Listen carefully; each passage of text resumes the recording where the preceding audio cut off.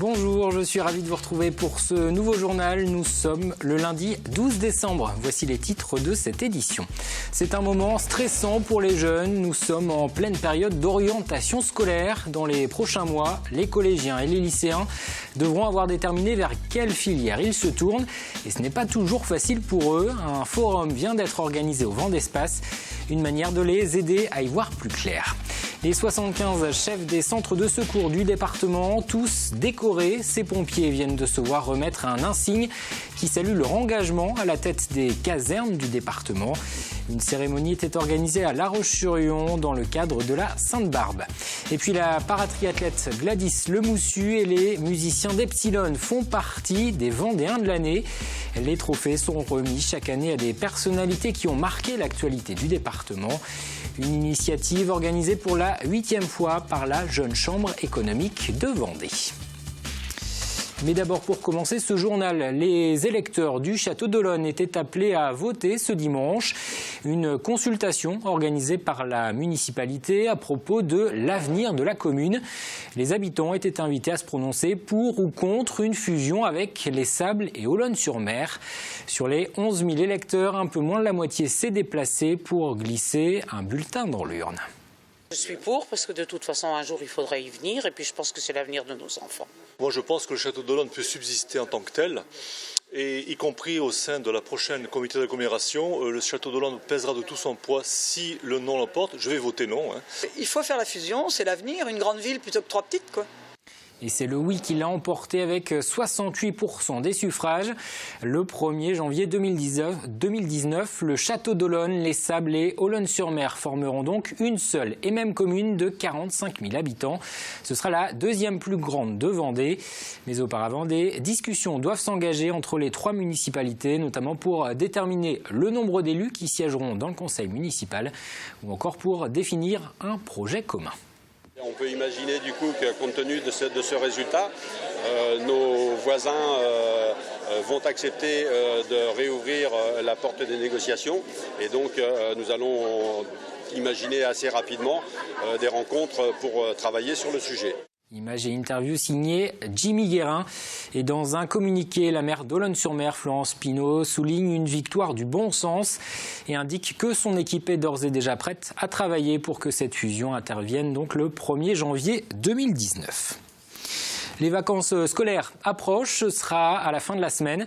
Et pour les collégiens et les lycéens, l'heure est déjà au choix d'orientation pour l'année prochaine. Pour les élèves de terminale, par exemple, les inscriptions post-bac débuteront dès le mois de janvier. Ce week-end se déroulait donc au Vent d'Espace, un forum consacré à l'orientation, avec d'un côté Vendée Métiers tourné vers l'alternance et de l'autre le salon Studirama qui réunissait les universités et les écoles d'enseignement supérieur. Reportage, Élodie Pépin. Vous êtes en terminale? Non, en première. Choix des études, d'un métier, pas facile pour un adolescent d'envisager l'avenir. Je pense que j'irai dans les langues et puis pourquoi pas à l'université faire LEA ou quelque chose comme ça. Est-ce que tu as une idée de métier? Pas du tout. Peut-être ingénieur, je sais pas. Ingénieur dans quoi? Je sais pas trop. Dans mon cursus scolaire, j'ai pas vraiment eu beaucoup d'expérience, que ce soit dans les entreprises ou de rencontres forcément avec des professionnels. Donc c'est assez difficile de se faire une idée. Alors pour les aider à y voir plus clair, ici au salon Vendée Métiers, des démonstrations sont proposées au public. Pâtissiers, bouchers, aides-soignants, plus de 300 métiers sont proposés. Par contre, moi j'insiste sur le point fort, c'est l'alternance. C'est-à-dire qu'effectivement, concevoir un métier manuel sans être sur le terrain, c'est comme si un chirurgien il arrivait sur l'opération et qu'il n'avait rien du tout derrière. Quoi, du coup. Tim n'a que 15 ans, il est en 3e et pour lui aussi, c'est l'heure de choisir son avenir. Une période stressante pour l'adolescent, mais surtout pour les parents. Voilà, il le passe. À son âge, moi je savais ce que je voulais faire, mais il y a beaucoup d'enfants qui ne savent pas ce qu'ils veulent faire. Quoi. Donc c'est important de venir ici pour avoir une idée. Voilà, ça donne des idées, on découvre plusieurs métiers à la fois. En 3e, première ou terminale, les parents sont souvent les premiers soutiens. En quelque sorte, les premiers conseillers d'orientation. Mais difficile pour eux de guider le jeune avec une offre de formation toujours plus vaste. Pour les organisateurs du salon, un seul conseil. J'ai envie de dire aux parents, faites en sorte que votre jeune, il fasse ce qui lui plaît. De toute façon, il changera de métier plusieurs fois dans sa vie. On ne connaît pas 50% des métiers qui existeront dans 20 ans. Car en effet, la reconversion professionnelle est aujourd'hui monnaie courante. 60% des Français auraient changé de métier une fois dans leur vie. Ce jeune de 25 ans, par exemple, anciennement boulanger, veut aujourd'hui devenir paysagiste. Et après un court entretien... Bonne journée, j'ai un rendez-vous déjà pour la semaine prochaine pour un début de formation. Donc c'est parfait. Mais s'il est possible de se tromper dans son orientation pour se reconvertir plus tard, il faut néanmoins commencer par choisir une voie. Ainsi, avant le 31 mai 2017, les lycéens doivent hiérarchiser leurs vœux d'orientation sur Internet. Les collégiens, eux, devront énoncer leur choix de lycée. Et de l'orientation, on passe à l'emploi avec une nouvelle expérimentation baptisée Territoire zéro chômeur de longue durée. Cette mesure a vu le jour en février dernier avec l'adoption d'une loi au Parlement. Celui qui a porté ce texte, le député Laurent Grand-Guillaume, était de passage en Vendée. Il était invité par la socialiste Sylviane Bulteau à présenter le dispositif. Il s'agit d'aider les chômeurs inscrits depuis plus d'1 an à Pôle emploi à retrouver le marché du travail grâce à un accompagnement personnalisé et à la mobilisation des associations, des entreprises et des collectivités d'un territoire. Le principe, c'est de dire que chacun peut retrouver un emploi, quelle que soit sa durée de chômage ou de recherche d'emploi, qu'il y a des emplois utiles sur les territoires, des emplois qui ne sont pas pourvus, et que finalement l'argent public qui va au traitement social du chômage serait bien utilisé s'il allait à la création d'emplois pour ces personnes très éloignées du monde du travail. Et pour le moment, seuls 10 territoires en France ont été choisis pour expérimenter ce dispositif. La Vendée n'en fait pas partie. Et puisqu'on vient de l'entendre, sachez que Sylviane Bulteau va briguer un nouveau mandat de députée. Elle sera candidate aux élections législatives de l'an prochain. Elle vient d'être désignée par le Parti socialiste dans la 2e circonscription de la Vendée. Dans la première circonscription, celle de La Roche-sur-Yon-Nord, Challans, c'est Cécile Dreur, élue à Dompierre-sur-Yon, qui a été désignée.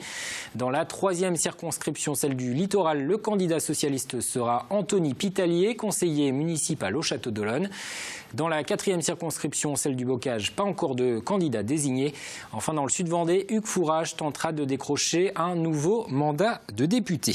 Et dans cette 5e circonscription, le socialiste devra notamment affronter Pascal Souchard, représentant de Debout la France. Pascal Souchard avait déjà été candidat à des élections, notamment au départemental de 2015, sous l'étiquette du Front National. Depuis, il a quitté le FN pour rejoindre le parti de Nicolas Dupont-Aignan. Pascal Souchard vient de lancer sa campagne. Il veut défendre l'emploi et l'attractivité du Sud-Vendée. Cela passe notamment par la construction de routes. Écoutez. On s'aperçoit que le Sud-Vendée a été oublié depuis 30 ans de gouvernement par les Républicains et les socialistes de routes convenables pour le sortir du lot. Donc un désenclavement routier qui comprendrait une liaison Fontenay-le-Comte-La Rochelle 2 voies et une liaison Saint-Hermine-Maran 2 fois 2 voies. Je crois que c'est la base essentielle pour que nous puissions acquérir et attirer des entreprises dans notre Sud-Vendée.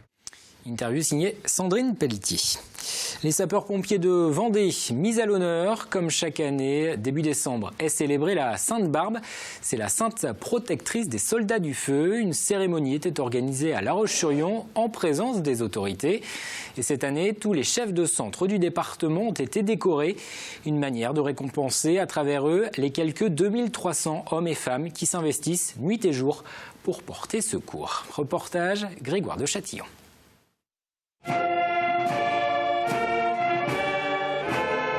C'est une tradition chez les pompiers d'honorer ces hommes lors de la cérémonie de la Sainte Barbe. Cette année, ce sont les chefs de centre qui ont été distingués dans la cour d'honneur du conseil départemental. Hervé Sauvager, Roche-Servière. Ils sont 75 à avoir reçu cet insigne, instauré en 2015, qui valorise cette difficile responsabilité que d'être le chef d'un centre d'incendie et de secours. Un chef de centre est un sapeur-pompier volontaire, comme tous les autres. Mais sans lui, le centre de secours ne peut pas fonctionner. Donc l'exigence est vraiment à son niveau, même s'il est présent auprès de tous les sapeurs-pompiers. Il doit animer son équipe, il doit l'organiser, il doit faire en sorte que les consignes qui viennent d'une organisation départementale soient appliquées de la même manière sur l'ensemble du territoire pour réaliser les interventions en tout temps, à toute heure, le jour et la nuit. Le chef de centre est le relais de l'état-major sur le terrain. Il recrute, il forme, il montre la voie, il veille au bien-être de ses hommes et à la pérennité de sa structure. Je trouve que c'est très bien que ces gestes aient lieu pour tous les chefs de centre du département. C'est vraiment une mise en valeur importante.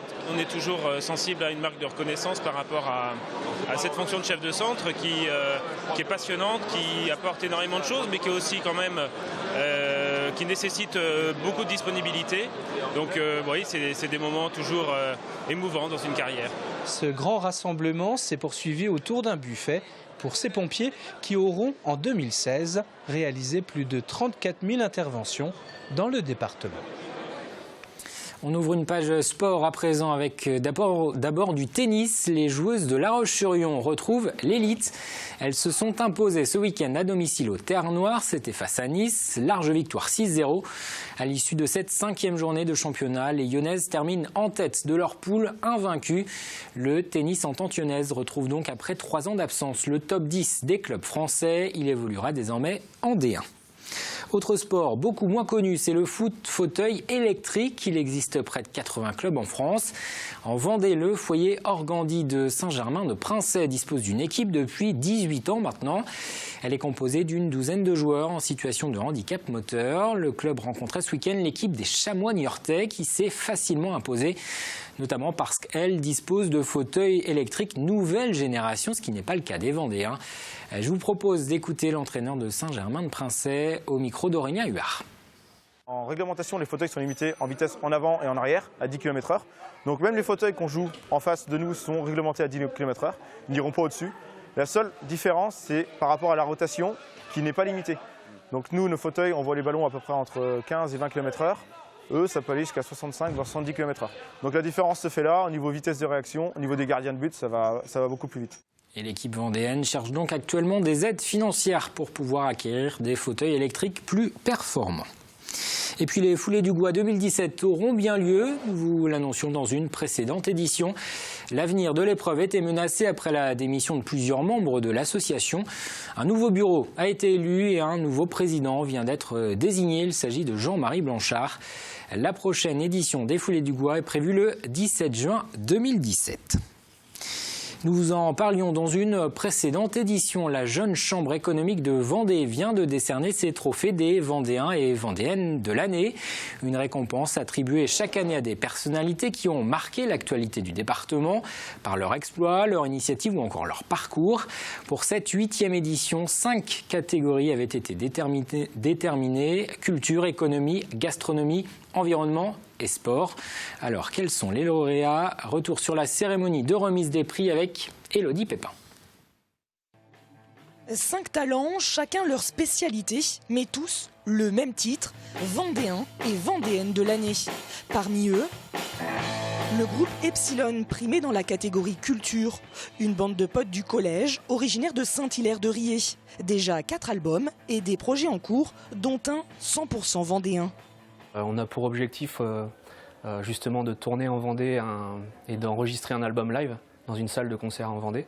Donc là on est en train de sonder et de rechercher ça, mais on a vraiment l'envie de le faire.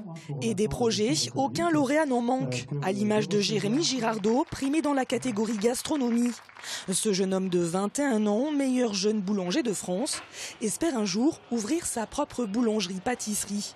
Gladys Lemoussu, elle, primée dans la catégorie sport, vient de rentrer des Jeux paralympiques avec une médaille de bronze. Et elle ne compte pas s'arrêter en si bon chemin. Mes rêves à court terme, ça serait effectivement de rester dans la continuité de la saison 2016.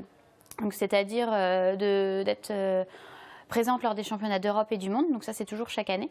Et ensuite, en 2020, à long terme, effectivement, c'est de revenir avec un autre métal que le bronze. Dans la catégorie environnement, c'est Christophe Morisseau qui a été distingué pour la création d'une plateforme collaborative qui lutte contre l'obsolescence programmée. Un projet né il y a 3 ans et pour lequel il avait été encouragé par le créateur de Blablacar, lui-même déjà primé Vendéen de l'année. Ça a un petit peu été mon parrain, même si on ne s'est pas vu depuis 3 ans. Mais le fait qu'il m'ait dit allez-y, enfin vas-y, parce que c'est un tutoiement vendéen, vas-y, pour moi ça a été un délice et c'est pour ça que j'ai combattu jusqu'au bout. Et la plateforme C'est Réparable vient d'obtenir des financements de l'État et de l'Europe. Une nouvelle plateforme collaborative va ouvrir en 2017 à Nantes. Un projet donc en développement, tout comme Argilus qui a créé un nouveau ciment à base d'argile. David Hoffman et Julien Blanchard, les créateurs de ce produit baptisé HP2A, ont été eux aussi élus Vendéens de l'année dans la catégorie économie. Comme chaque lundi, on jette un coup d'œil à l'agenda de la semaine. Parmi les rendez-vous, d'abord un forum sur les métiers de la mer, du tourisme et du numérique. Ce sera au Sables d'Olonne, mercredi et jeudi. Première édition d'un événement avant tout destiné aux jeunes et qui vise à mieux faire connaître les métiers du littoral vendéen. Ça se déroulera aux Atlantes. Jeudi, date limite de dépôt des candidatures à la primaire de la gauche. Des candidats qui doivent réunir un certain nombre de parrainages d'élus pour pouvoir être autorisés à se présenter. Les votes auront lieu les 22 et 29 janvier prochains. Il s'agira pour les sympathisants de gauche de désigner un candidat pour la présidentielle. Enfin, vendredi soir, ce sera le début des vacances scolaires pour l'ensemble des élèves vendéens. Une pause de Noël de 2 semaines. Le retour en classe, ce sera le mardi 3 janvier au matin. Un mot de la météo, après un début de journée sous la grisaille, le ciel va se dégager. Il y aura des éclaircies, les températures seront douces, 6 à 12 degrés au lever du jour, 12 à 14 pour les maxis. Le détail des prévisions, c'est dans un instant avec Fanny Poirier. C'est la fin de cette édition, merci de l'avoir suivi. On se quitte avec quelques images de la 9e édition du marché de Noël de Longeville-sur-Mer. Elle s'est refermée ce dimanche soir après 3 jours d'animation dans le centre de la commune. Rendez-vous demain, même heure, pour un nouveau journal.